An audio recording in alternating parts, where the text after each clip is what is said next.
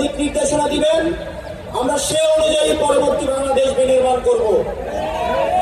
আমি শুধু একটা জিনিস আপনাদেরকে প্রতিশ্রুতি দিচ্ছি এবং আশ্বস্ত করছি, এইখানে আমার যারা কর্মী রয়েছেন, নেতা রয়েছেন, আমরা আপনাদেরকে প্রতিশ্রুতি দিচ্ছি, কেউ যদি ভয় দেখায়, কেউ যদি হুমকি দেয়, আপনারা পিছু হটবেন না।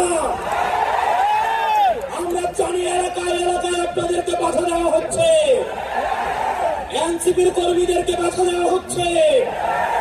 আমরা ত্যাক্ত কণ্ঠে বলতে চাই, টেকনাফ থেকে তেঁতুলিয়া, রূপসা থেকে পাথুরিয়া, এনসিপির একটা নেতা কর্মীর দিকে যদি কেউ চোখ তুলে তাকায়, আমরা তাকে রাজনৈতিক ভাবে মোকাবেলা করব। এনসিপির কর্মী এবং সহযোদ্ধারা পরবর্তীভাবে আমাদের আহ্বায়ক এবং সদস্য সচিব প্রয়োজনীয় দিক নির্দেশনা দিবেন। আমাদের যদি জীবনও চলে যায়, আমরা তাদের দিক নির্দেশনা বাস্তবায়ন করব।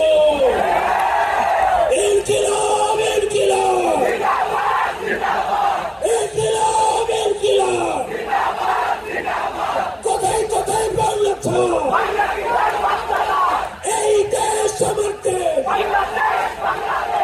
এই দেশ সমর্থে, এনসিপি, এনসিপি।